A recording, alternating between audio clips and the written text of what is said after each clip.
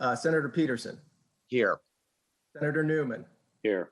Senator Vogel, Here. Senator Lucas, Senator Eben, Senator Locke. Okay, so we have Peterson, Vogel, Newman, and who was the other one? Ruff? Locke. Okay, so how many actual members of the subcommittee are present? Just the three of us who are on virtually? The three of you, sir. Yep. Okay, all right. Well, I guess that constitutes a quorum. All right, so let's call this meeting to order. This is a meeting of the Subcommittee on General Government. And basically, we're going to get two briefings today.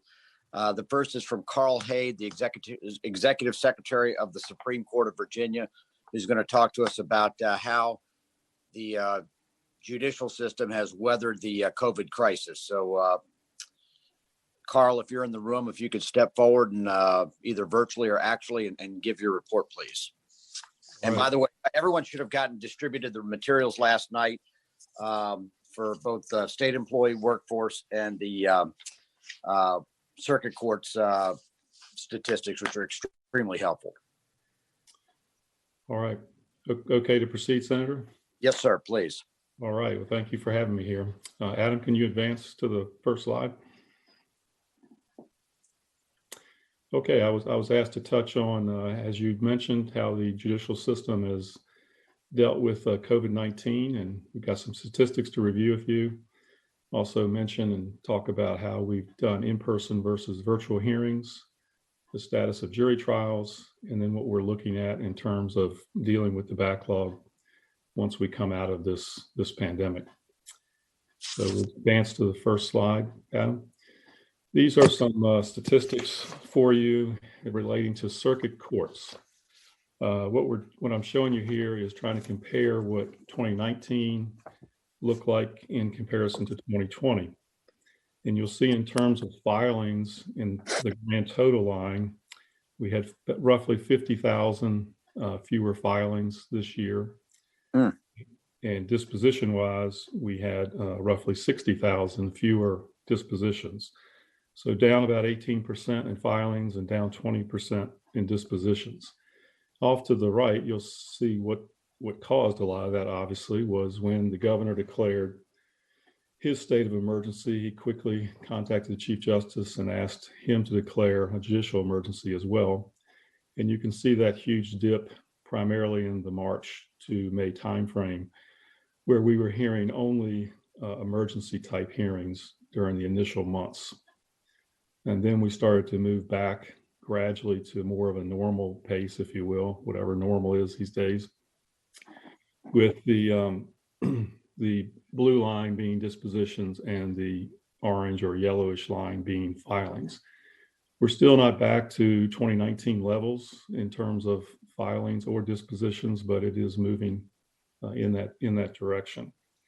In addition to the grand totals I mentioned, you can see the breakouts by civil and criminal. Okay. Can we go to the next slide, Adam? Yeah, if anyone has any questions, feel free to break in. Yeah, but otherwise go to the next slide. Okay. This was something new we did just to try and again compare what we're seeing in 2020 to 2019. It's in 2019, what this is showing is cases that were actually filed in 2019, what percentage of those are disposed of in the same year. And we just want to see how that compared to this year. Obviously, you're not going to dispose of all the cases because some of those are coming in late in 2019. And as we all know, circuit cases take longer to dispose of anyway. But in 2019, we had a clearance rate total of 54% of the cases filed in 19 were actually disposed of in the same year. Right. In 2020, we see that drop off to 46%. Right. So again, that's to be expected with what we're dealing with, but it wasn't as far off as we maybe thought it would be. So that was encouraging. And you can see again the breakout in civil and criminal, the drop off being greater in criminal than civil, and some of that we'll talk about in a minute due to the jury trials. Okay. All right. No questions? sir. Adam, next slide. And this speaks to the issue of jury trials. So you can see that in 2018, we had a little over 2,000 jury trials concluded by jury trials. Same thing in 2019, and then in 2020, a huge drop off to 830.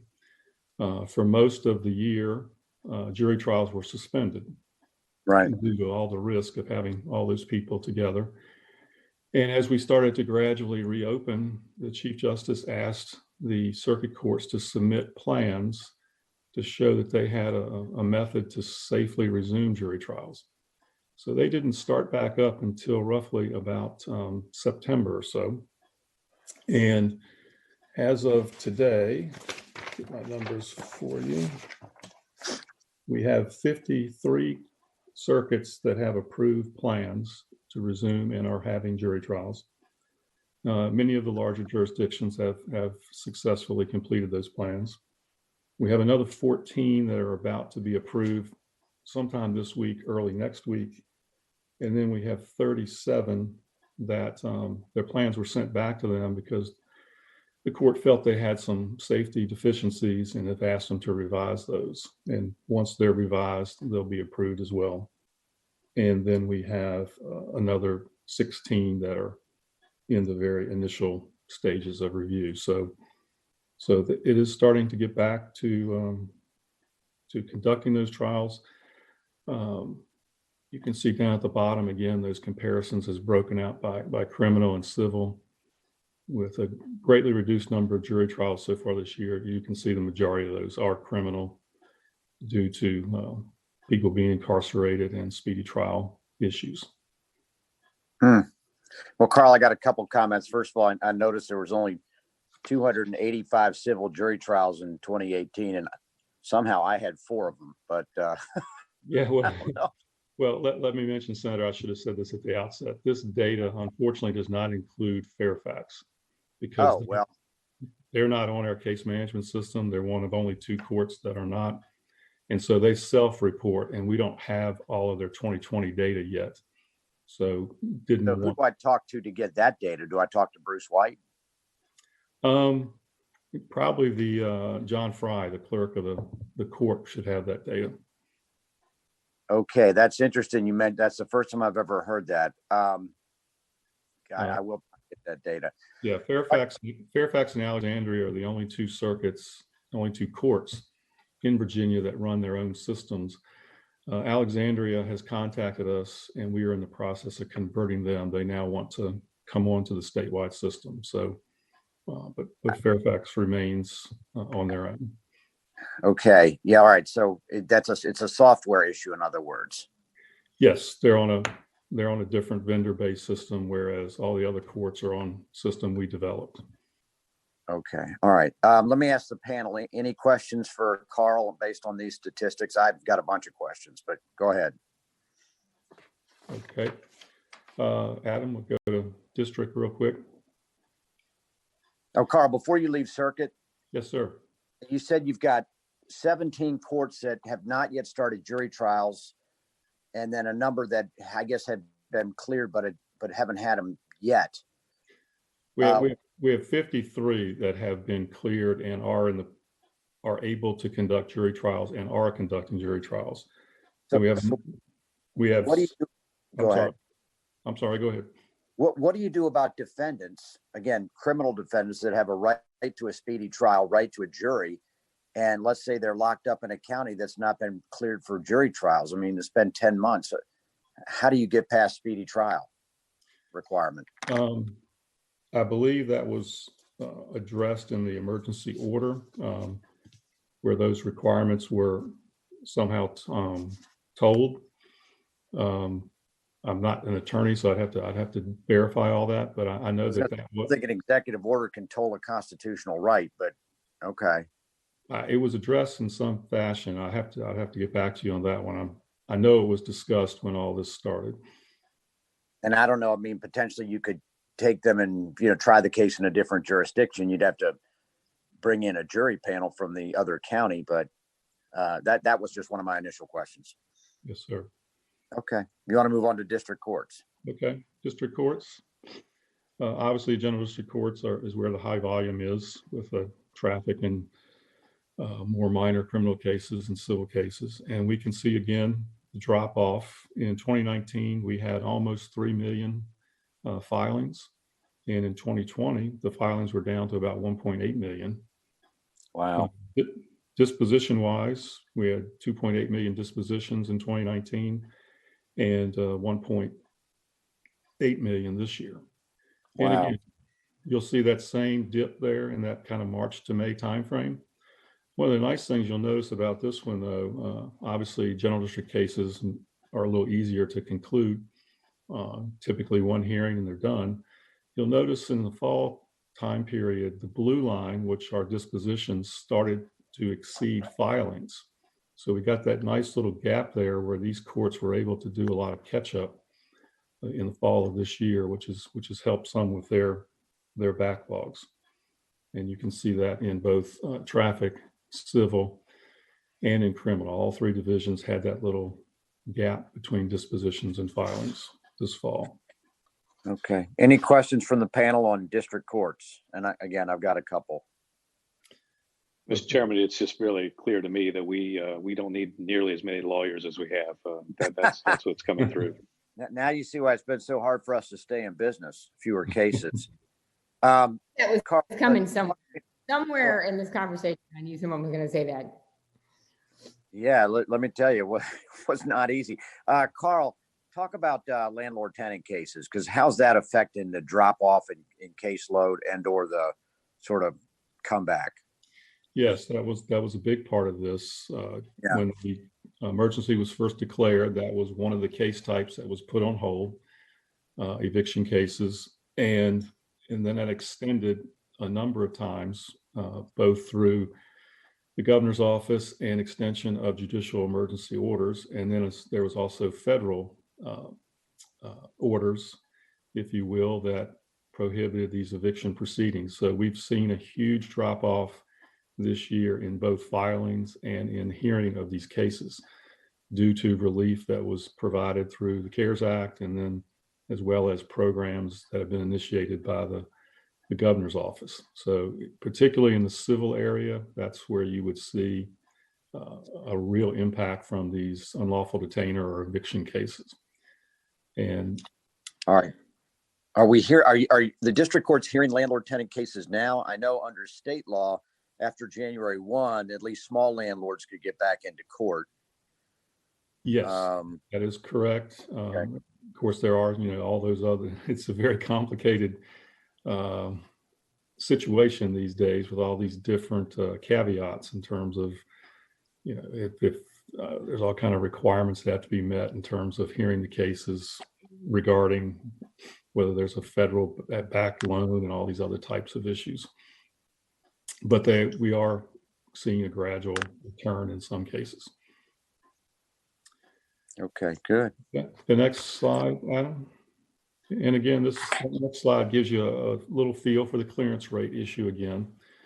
In 2019, of cases filed in 2019 and disposed of in the same year, 93% were taken care of within the same year. In 2020, because of that little comeback that we had in the fall, we're at 89%. So not too far off of the quote clearance rate that we saw last year. Of course, the number of cases is down, so that contributes to that. But you will see there was a definite decline in these various areas. In the civil, back to your question about unlawful detainers, you'll see a big drop off in the civil area in terms of filings. We went from 780,000 down to 481,000 this year. So quite a drop off. But in terms of how the courts are coming back and clearing these cases, in the general district courts where we have such huge volume, they appear to be doing a pretty good job, all things considered.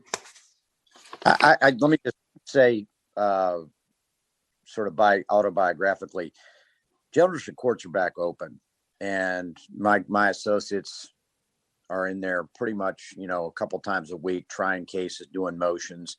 And the GDC judges have done a fabulous job just keeping justice moving as close to semi-normal as possible. So there you go. Well, thank you for that. They're trying. I know it's been a challenge. Next slide, Adam. And this is our juvenile and domestic relations courts. Obviously, a lot of challenges there as well. We can see in 2019 that we had almost 500,000 cases filed in the JNDR courts, and down to about 386,000 this year. Dispositions likewise are off due to the reduced volumes. And we'll see that same dip here once again. When the emergency was first declared, you see that drop off in both filings and dispositions, where we're hearing only emergency matters. And then the JNDR courts got that same little bump that the general district courts did in the fall. You'll see again the blue line, particularly in the juvenile area, dispositions starting to exceed filings, which help them with some catching up on some of their cases. The adult cases pretty much tracked filings to dispositions, but we're seeing the level of filings and dispositions getting closer and closer to 2019 levels. So they are coming back. Next slide, Adam. This is again the clearance rate. And you can see in 2019 of cases filed in 2019 and disposed of in the same year, 83%. And then in this year, 78%. So there is a drop off. Again, a lot of that due to that March to May timeframe, but we had a little bit of that rebound in the fall that's helped us get closer to 2019 clearance rates. I will mention throughout this, there was a question about virtual and in-person hearings. When the emergency was first declared, we strongly encouraged the courts to do as much as they could virtually as we were sorting our way through this. We also had very little in the way of PPE and those types of supplies for our employees. So we saw a lot of virtual in the beginning, and then we started moving back to in-person. And now we have a mix. The courts, where they can, are encouraged to use virtual to hold down on the number of people coming to the courthouse. And we're trying to do more and more in terms of segmented scheduling to reduce those numbers as well. So we, in the first few months, were busy rolling out software to the judges so that they could conduct these hearings virtually. And I think going forward, we'll continue to use that technology where it seems to work. Okay. The next area that I don't have a slide for, but just to mention, I was asked about, what are we doing going forward and dealing with the backlogs?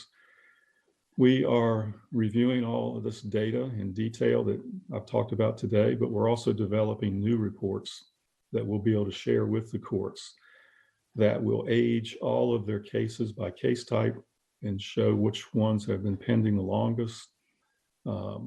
Where we can, we'll show which cases have individuals incarcerated so they can be dealt with expeditiously. And then we will provide to the courts where needed, where we see real issues, some technical support to actually go into that court and sit down with the chief judge and the clerk and work on plans to clear these backlogs.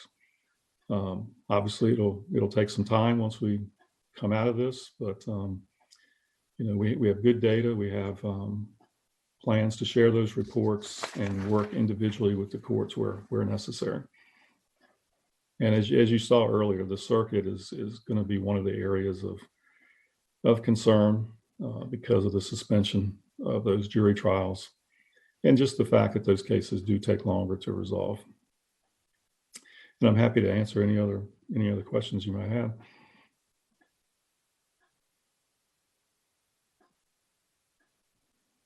Mr. Chairman.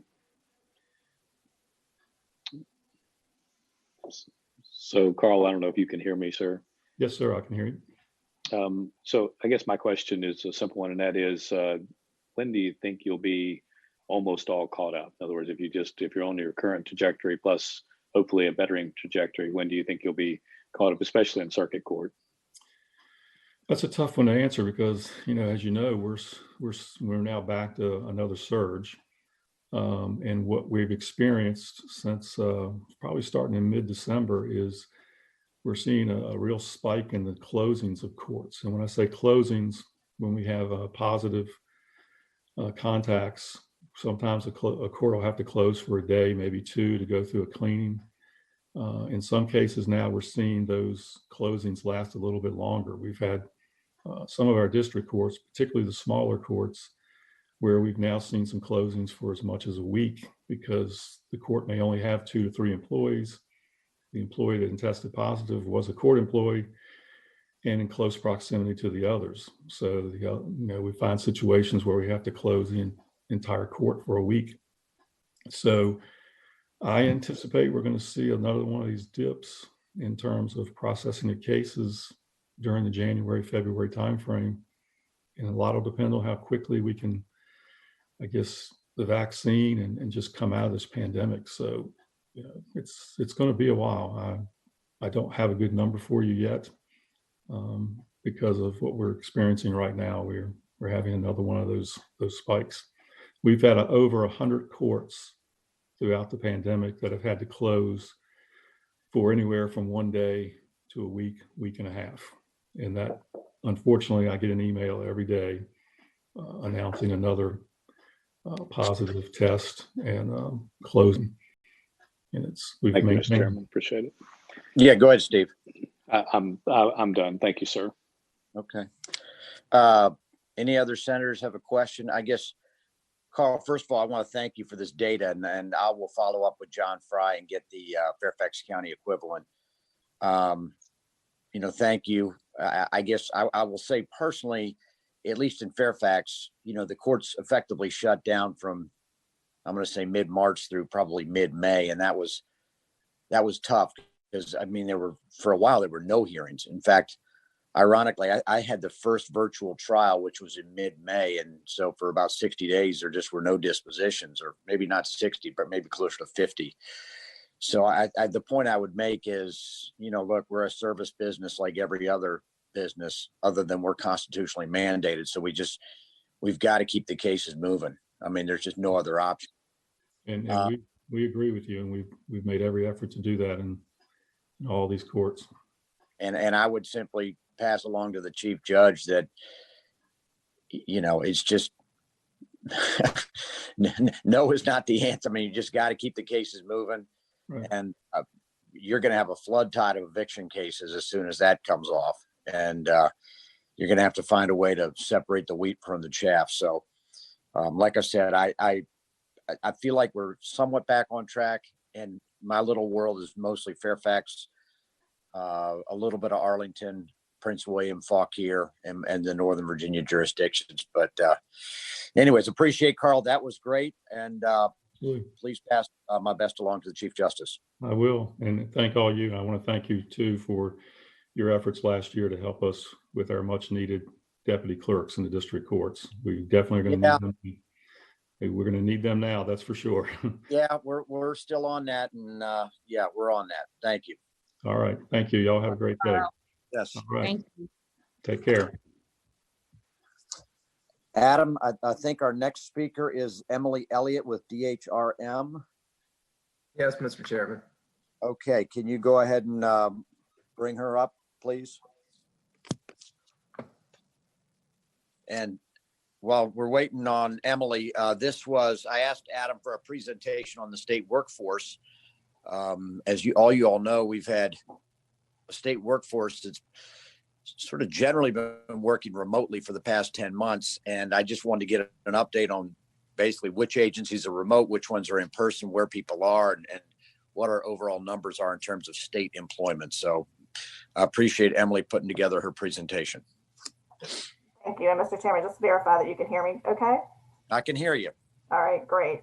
And so I had 3 things. We can move to the next slide. I will give you an update on our employment data, also talk about teleworking or remote working, and also give you an update on return to office. So if we can move to the next slide. If you will look at just our overall Commonwealth numbers, and I tried to give a comparison to last year. The data we presented in General Assembly session was November 30th, 2019. So I just use that as the same benchmark. We are down across the Commonwealth almost 8,000 positions. And when you look at where that number is really impacted, it's a combination, about 42% of that number in salaried employees and about 58% of that number in temporary or non-salaried, no benefit employees. And so I'm going to drill a little more into the salaried employees in the next two slides. So I'm going to pause here and just focus a little bit on the temporary employees. And so what you're seeing here is a reduction in adjunct faculty, as well as wage positions in agencies. But I will tell you that the bulk of that reduction for the temporary employees, the non-benefited employees, it's about 2,800 adjunct faculty positions that are no longer employed within the Commonwealth. You know, earlier on, we also had reductions in wage positions in conservation and recreation, the museums across the board, DMV, and then we had other wage positions in colleges and university. So I think the theme on this slide and maybe even the next two is just the education group that is carrying the bulk of the positions that are no longer employed. And some of this will also be vacancies because we did have the hiring freeze, you may recall, early March timeframe that lasted, I think, through midsummer. So it's really a combination of things that have happened. If we can move to the next slide. So this is just a drill down and looking at really the salaried employees in the Commonwealth. I mean, we still, despite losses, have the bulk of employees in the education branch.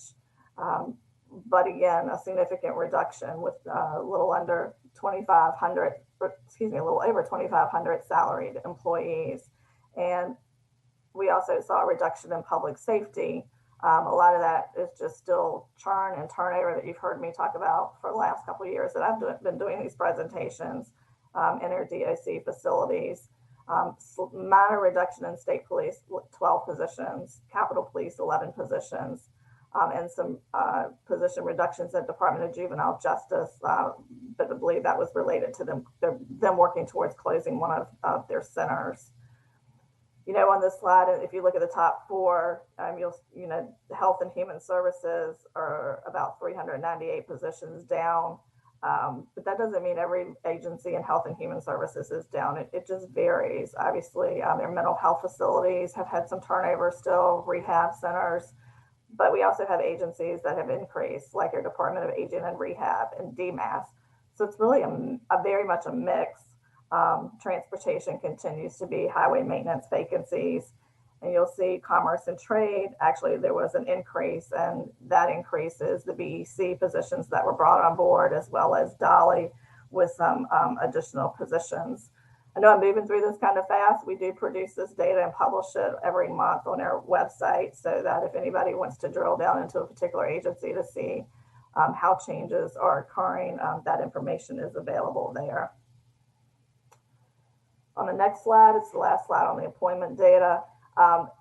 Similar, just maintained what I had previously reported. Obviously, we have 10 agencies that still have the top 65% of our workforce.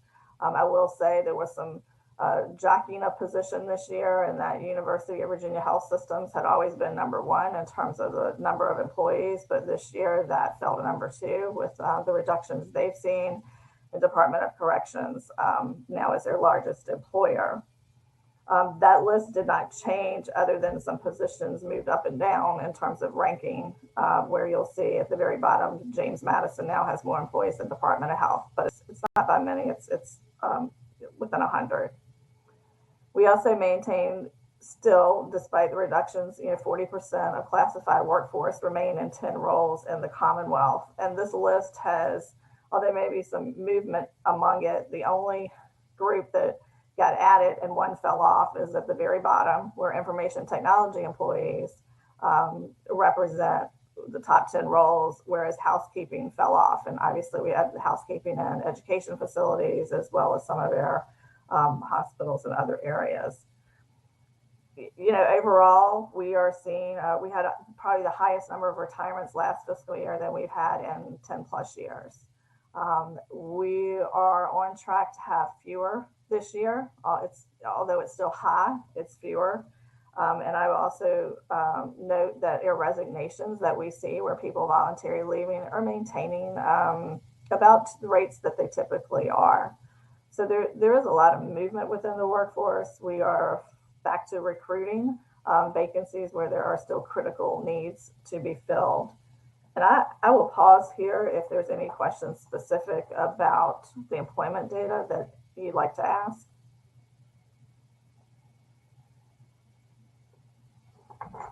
Mr. Chairman,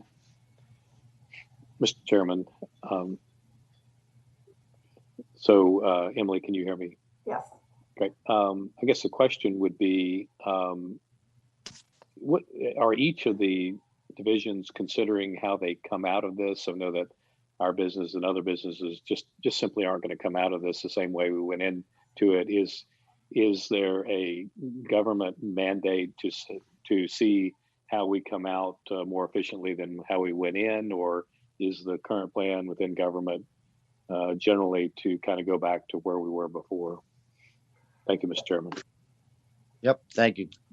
Sure. I think you will see me speak a little bit about that when I talk about remote working, because as part of the exercise, I think around what does our future agencies look like, it's really playing itself out in that capacity.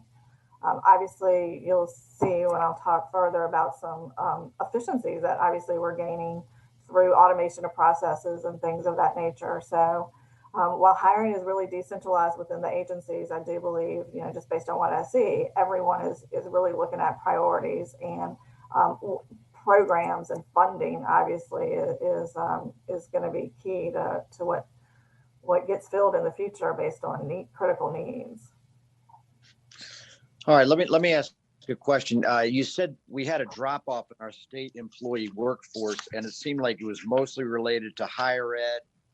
I think you said department, DCR. Just generally, what was driving that reduction? Was that fewer students enrolled in higher ed, less need for adjuncts? What's driving the drop off? Yes, sir. So a couple of things. So the adjunct faculty obviously was just I think the virtual and the fewer student enrollments, funding. I believe many colleges don't necessarily have to come to us over adjunct faculty, right? Those are contract positions. We did get some inquiries around future, that's not reflected in this data, but potential future layoffs and reductions based on funding and student population. But you also have all those support services with kids not being on campus. Obviously, you have support positions that are not necessarily needed longer. When I spoke to Department of Conservation and Recreations and your museums, you think about wage positions that when those facilities were actually closed, those positions were let go. And while some of those obviously will return when we are back to full capacity, completely open again in some of those areas, this data at this point in time just doesn't reflect that happening yet. Okay. All right. You want to keep moving on? Why don't we talk about employees working remotely? All right. Teleworking, slide 6. Thank you. So if there's any good news in all of this is that we had a telework program and policy that was created in 2008.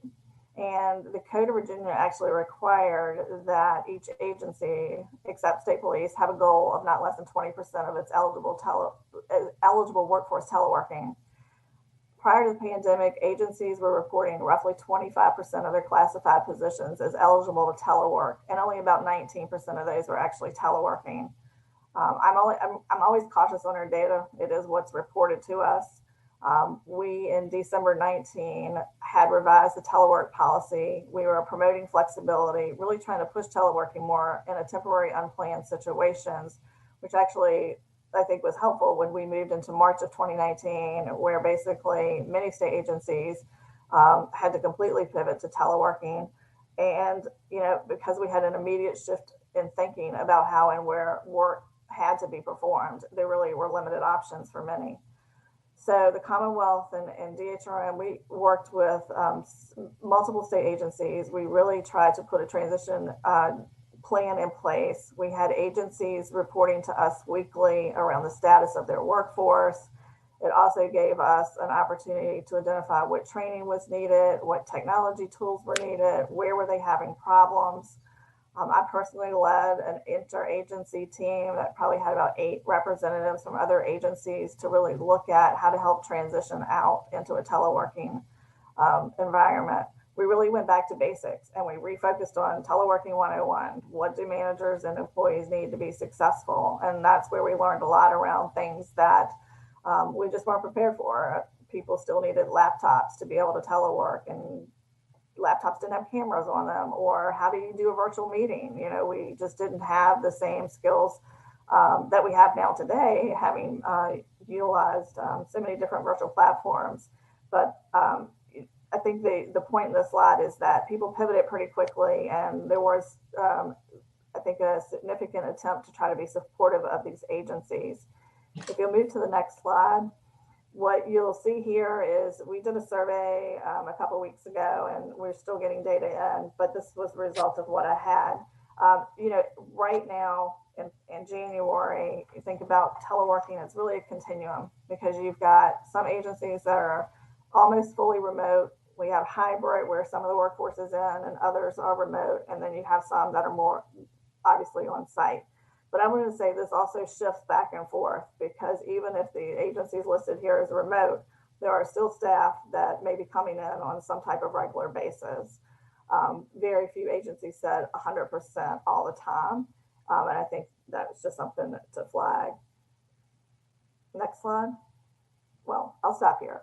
Are there any questions about what's on here? Not every agency is on here, only because we were still getting data in when I pulled this together.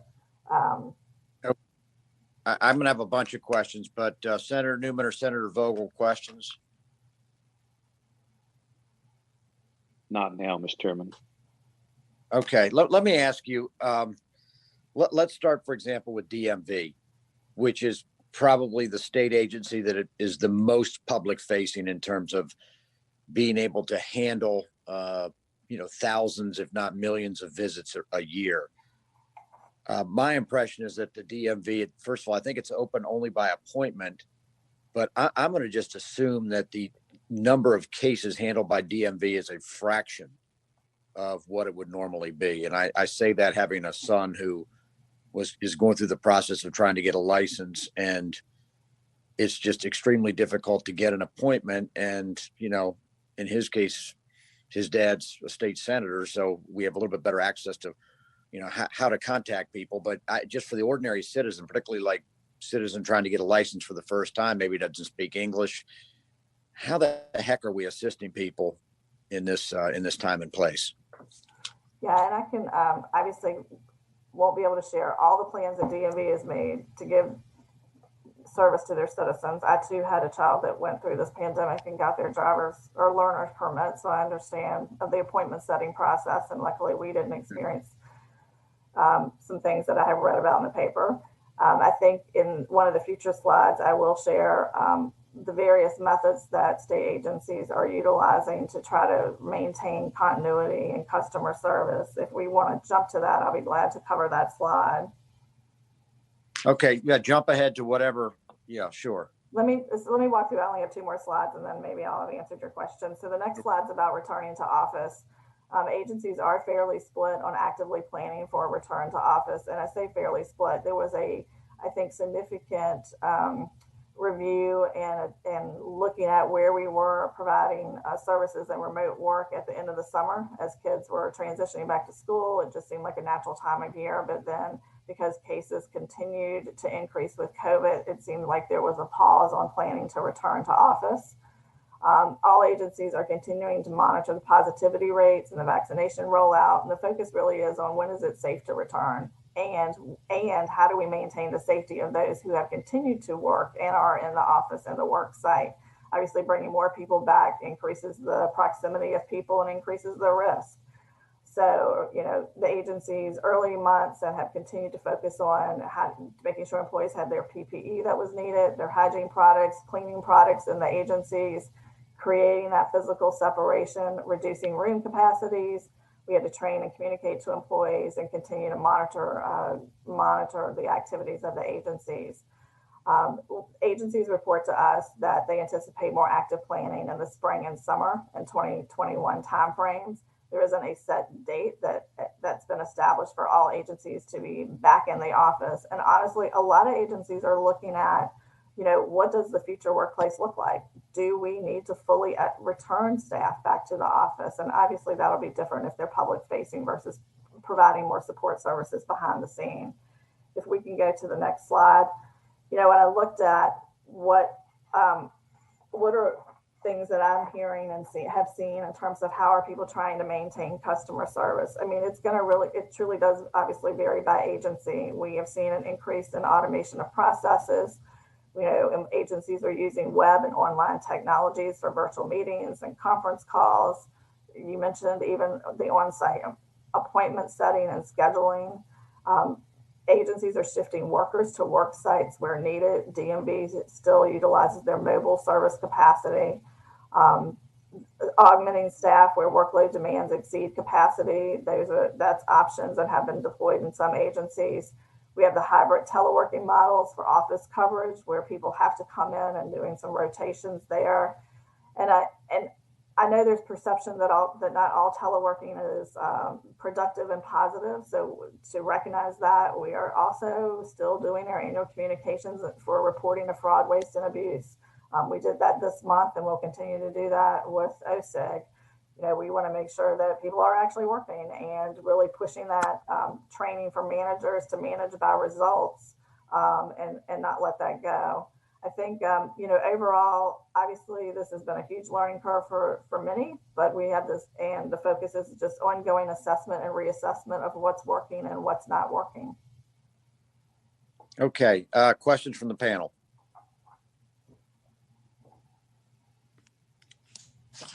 All right, I have a question. Hopefully I'm not muted. Can y'all hear me? Yes, sir. Okay.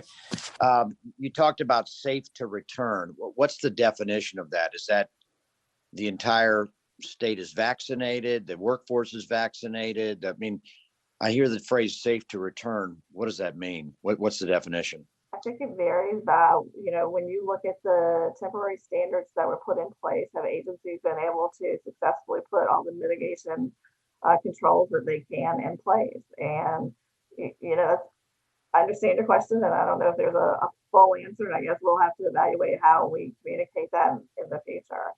But I think it's a matter of, when the agency leader, the agency head has done what they feel that they can do to comply with those regulations and bring people back into an office if that's their future business model. Okay, is there any direction from the governor's office on this saying, once we hit these metrics, you need to be back in the office? I don't think we have laid out anything that specific. Okay. I think the direction has been you are responsible to continue to provide your citizen services, figure it out, and let's, do what we need to do that. The second question is, and I'm going to get to sort of the accountability question, but if employees have been away from the office, let's say for a year, and meanwhile, that agent is still leasing office space, at what point are they going to come up with a plan to say, we're either going to put this office space back out on the market, or we're going to sublease it, or we're going to get some use out of it, or turn it into a daycare center, indoor basketball court, anything, so we don't have taxpayers paying for a bunch of empty buildings? Acknowledge your question, and that is a conversation that Department of General Services and I have actually had. We put together, a couple-page document around all the considerations that we needed to look at and see if that's a potential going forward. Unfortunately, facilities are not under my bailiwick, but just know that is something that Department of General Services has flagged for potential future consideration. So I'm going to kind of put a marker on those two. One is defining what safe to work, safe to return means. And then the second would be, reutilization of space if it's going to be empty for over a year. I just think that we can't keep continuing like we're continuing. Okay. The last question I had to do with accountability. And you all have 130,000 people to keep track of. I have 13. But one of the reasons why you have people come into an office setting is you can have your eyes on them and make sure they're actually working. how are you keeping employees accountable when they're teleworking? So I'm gonna give you what may sound like an HR answer, but I would say, you know, I have been doing human resources for 25 plus years. And some of my worst abuse cases were employees sitting in an office not working. So what we practice and preach is that you manage through results. And you know, we still have performance plans, we still have performance expectations, we still have managers doing evaluations, agencies have strategic plans, they have performance goals that they have to hit and meet. So I'd say, you know, you're doing it still by monitoring and managing metrics. I clearly have read in the paper where some agencies early on were not meeting the expectations. Some of that was due to increased workloads. You know, so I think it's gonna be an ongoing responsibility of leadership to manage through accountability like you do if people are sitting in the office. Okay. Mr. Chairman. Yes, Senator Newman. Just kind of following up on the chairman's comments. I think he's exactly right. I mean, I think the administration, and certainly we're just delighted to have you, Ms. Elliott, because you're so upfront. I mean, you're transparent with us. That's great. I think we do have a responsibility on this subcommittee to continue to get information, even when we're not in session. And Mr. Chairman, we may want to think about working with Adam to come up with something in the budget that says we as a subcommittee need to continue to be informed. We want to understand certain items. We want to understand kind of what the go forward plan is. Because the governor is under a difficult situation here in a very difficult condition, but we're going through a time of transition. And I agree with you, Mr. Chairman, that the legislature needs to be a part of that transition. And so there may be just an opportunity, if other committee members tend to agree, that we could put things into the budget that allow us to be, one, part of the solution, and two, educated about what's going on. So it may be a great opportunity for us to help participate with the administration on how we go back to work. Yeah, I think maybe it's Adam. Let me ask you this. And first of all, thank you for that presentation. That's really helpful. I guess, you know, how do we, can we put in a budget amendment, or can we talk about a budget amendment where we say, look, I think at this point, the administration needs to start coming up with plans. They need to start defining what return to work means. You know, is there certain criteria? Maybe it is that the state is fully vaccinated. Every single person in the state is vaccinated, you know, sometime this summer, and then people can return to work. If it's less than that, what is that?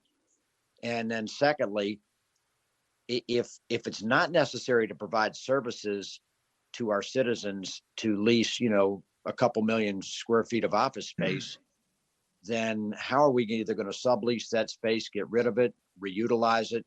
I mean, let's start coming up with some alternatives, because we're spending a lot of money on office space, it seems to me, that we may not need, if that is indeed the case.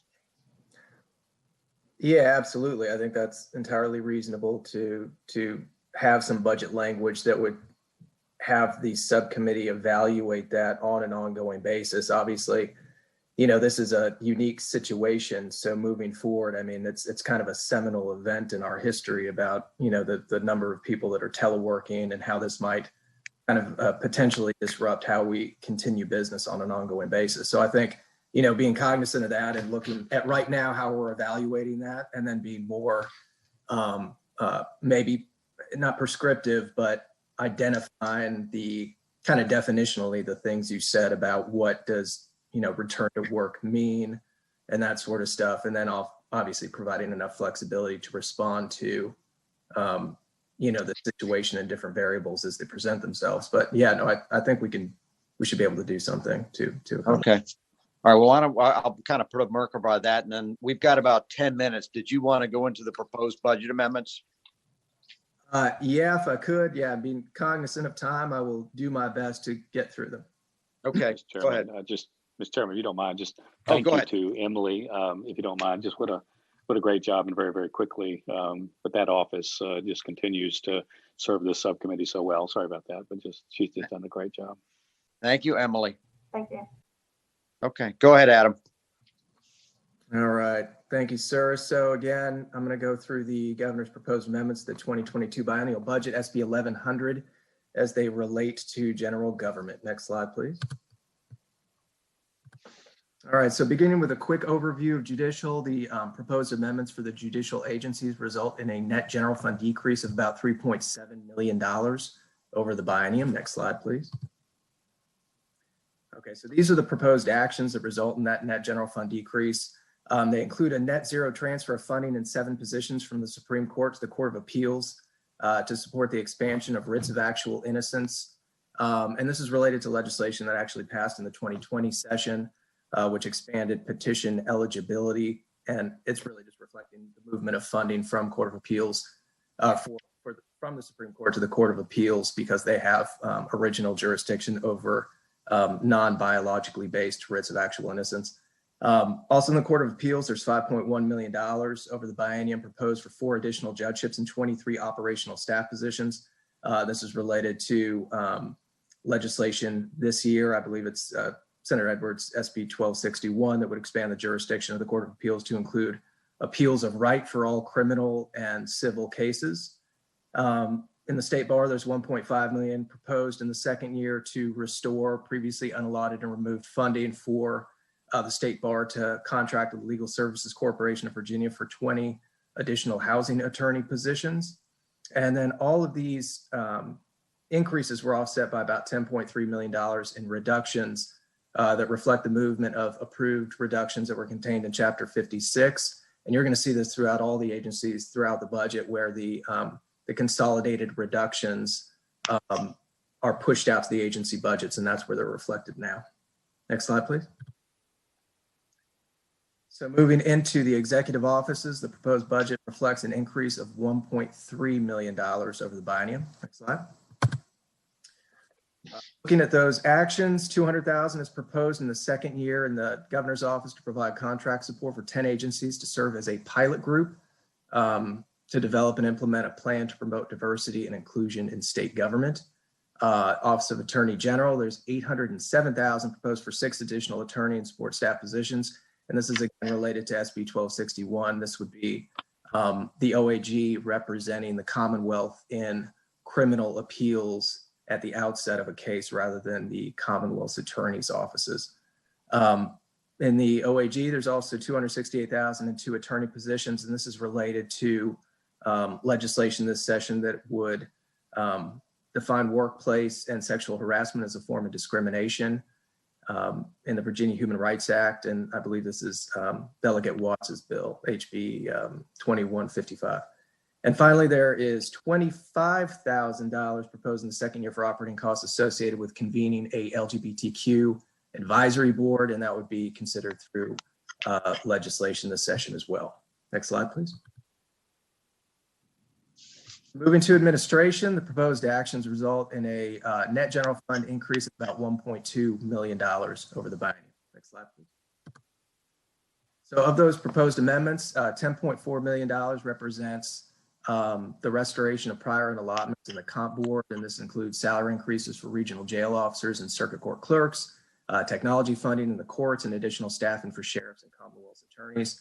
There are also 2 other proposed actions in the comp board to touch on quickly. There's a proposal to add $1.5 million to refactor the Constitutional Officer Information Network, or COIN, system, which is being moved off of its existing VITA mainframe system. And VITA is moving all of its applications off of the mainframe system to a different environment by January of 2022, I believe. As well, there's about $300,000 in the second year to reflect expected costs associated with the statewide increase in minimum wage for some of those, mostly the constitutional offices with the kind of lower paid wage positions they have there. In the Department of Human Resource Management, there's $330,000 proposed to upgrade the Commonwealth of Virginia Learning Center, and a net $400,000 to support the replacement of the Commonwealth's recruitment management system. So for the Learning Center, the vendor that supports the system will cease to support it after it reaches its end of life date of April 30th of 2021. And for the recruitment management system, the existing vendor contract expired in November of last year, and there are no extensions remaining. So that's essentially necessitating the upgrade or replacement of those systems respectively. In elections, there's $16.7 million proposed the first year to replace the Virginia Election and Registration Information System, or VERIS.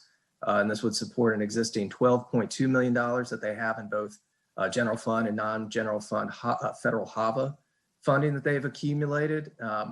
And the kind of the acceptance of RFIs and evaluating the rebuilding of VERIS is pursuant to existing budget language directing elect to replace the system by July 1 of 2022.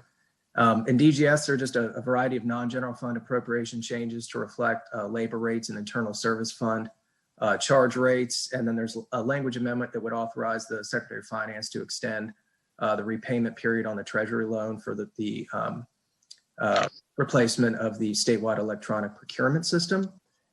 And then in VETA, there are NGF increases to adjust for agency utilization and so forth, data center relocation, network capacity and security and so forth. And then again, about $28.4 million in agency reductions that were in central appropriations that were moved out to the agency's budget. Next slide, please. Quick look at finance. This results in a net general fund increase of $400.3 million over the biennium. Next slide, please. $100 million the first year is proposed for that one-time deposit to the Virginia retirement system to reduce unfunded liabilities of the public school teacher retirement plan and the state employee retiree health insurance credit program. Of those amounts, it's $61.3 million to pay down the remaining balance of the deferred contributions for the teacher plan, and then $38.7 million associated with paying down the state employee retiree HIC program, and that would move it from 12% funded to like 16% funded. So it's moving in the right direction. There's also $650 million proposed for a voluntary deposit to the revenue reserve in the second year, and that's combined with existing balances of both the revenue reserve and rainy day fund would bring the state's total fund balance to about 8% of general fund revenues, which is kind of a benchmark considered more favorably by the rating agencies. If you recall, there was a planned deposit in FY20 of about just under $602 million that was removed, as well as a $300 million planned deposit that was subsequently unallotted and removed as well. There's also language that would establish a Cardinal Governance Committee to evaluate and recommend expansion options to Cardinal Financials and HCM applications. And this is a product of a JLARC recommendation. Tax, there's about $200,000 for the agency to update its internal tax systems to comply with the legislation that established the state health benefit exchange. And there are some language amendments related to tax that would lower the filing threshold for electronic payments for taxpayers. One moving from individual payments, $7,500 to $2,500 for one payment, and $30,000 to $10,000 of total tax liability they would be required to report electronically. And then there's language that will allow tax to appoint collectors in any county or city or contract with collectors for the delinquent tax collections prior to 90 days delinquent. So right now they can contract, but they have to wait until there's 90 days delinquent before they go out and get a contractor to do that. Right now, they're just going to be able to be more proactive in contracting with someone prior to the established delinquencies so they can move forward after that delinquency is kind of reached that threshold. Treasury Board, there's $49.8 million in general fund debt service savings over the biennium. That's mostly attributable to debt refundings in VPBA and VCBA debt. And then you can see the agency reductions. Again, most of that is attributed to that $300 million in the rainy day or the revenue reserve deposit that was unallotted. Next slide, please. So concluding with central appropriations, the proposed amendments result in an increase of about $1.5 billion. But again, that's just generally reflecting the increase as a result of all those negatives that were contained within central appropriations moving out to the agency budget. So that's why that shows a big increase in that area. So next slide, please. So taking a look quickly, there is $97.8 million the second year for a state and state supported local employee bonus effective September 1st of 2021. If you recall, Chapter 56 included language directing the governor to include in his introduced budget funding for the bonuses contingent on FY21 revenues meeting or exceeding the forecast. And again, this is a $1,500 bonus for state employees, $750 one-time bonus for adjunct faculty members, and a 1.5% bonus for state-supported local employees. In addition, there are $2.2 million in reductions attributed to benefit programs based on recent actuarial and enrollment data. And that's kind of changed on a continual basis. And then there's a proposed $29.6 million increase over the biennium for the Commonwealth's IT applications. The bulk of that is related to VITA, just changes in agency utilization rates. And then the things I spoke to when we were covering VITA and their NGF appropriation, essentially just a lot of security stuff moving from SESC to the QTS data center and things of that nature. There is $30 million proposed over the biennium for legislation in the current session. The bulk of that is for expungements, particularly the automatic expunsion of misdemeanor marijuana records, as well as $5 million for legislation that criminal justice reform legislation specifically that wasn't otherwise covered, bills that passed in the 2020 special session, and then moving forward, anything that might need to be covered in the current session. There's also $11.8 million over the biennium, of which $9 million the second year is for the slave trail and $2.7 million is for the inauguration and transition costs associated with the 2021 elections. And finally, there's that $1.5 billion increase, which again just reflects the increase of all the reductions moving out to the agency budget. So it kind of shows that that as a big increase, when really it's just netted out over all the agencies. And Mr. Chairman, that concludes my presentation. I'd be happy to answer any questions you may have. All right, anyone have any questions for Adam? Mr. Chairman, And, just one brief one, sir. Yes, sir. So Adam, it looks like that we're down about 4,000 employees, and 4,000 employees times $50,000 is about $200 million. And I guess my question is where is that money? Is it caught up in the agencies? Is it left at colleges and universities? Or are they going to have it as additional slush money, or kind of how are we going to track that? And it could be 150 million, but how are we going to track that 150 to $250 million in reduced state employees? Good question. Mr. Chairman, Senator Newman, that is a good point. I mean, typically that would be vacancy savings, and you would want to preserve that in the with the expectation, I think, that you would refill those positions when time and workload necessitated it. But if we should track that, and moving forward, if there is some kind of paradigm shift or something that would suggest that there is an increase in MEL where those positions are funded that is no longer necessary, I mean, that's when you would have to reevaluate that. But certainly moving forward from a comp perspective, if we were to contemplate anything on a bonus basis or anything like that, because the amount that was put for the 97.8 million was predicated on an agency workload numbers that were taken. We instructed that number to be essentially authorized by the governor when we did the last budget. So if there are workforce figures that would suggest something differently, and then moving forward, if there was any sort of raise or anything like that contemplated, I think it would necessitate at least a reevaluation of the existing workforce, so we can at least adjust that component of it. But certainly, I think moving forward, it's going to have to be reevaluated. And I'm not certain about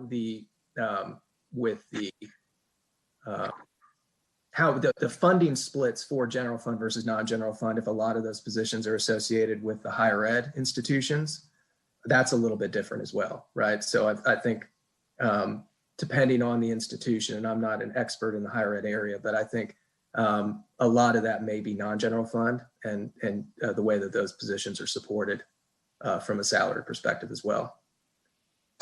Okay, I got Senator Vogel. It might have been April. I apologize, Senator Peterson. I just wanted to add that Aubrey Lane, the Secretary of Finance, is going to be at the committee this morning to do a presentation, and I think you could follow up with him on that question. And I would also just add, you would have seen some of that in agency balances that get swept at the end of the year as well. So, but we'd be happy to follow up on that. And also, if you would like to ask Secretary Lane, he'll be before the full committee. All right, which Thank means to get to that meeting, I'm gonna have to close this meeting because I'm still at the Pocahontas. So, anybody else have a question? Otherwise, I'm gonna move to adjourn the meeting. All right. Thank you. No, sir. Yep. Thank you.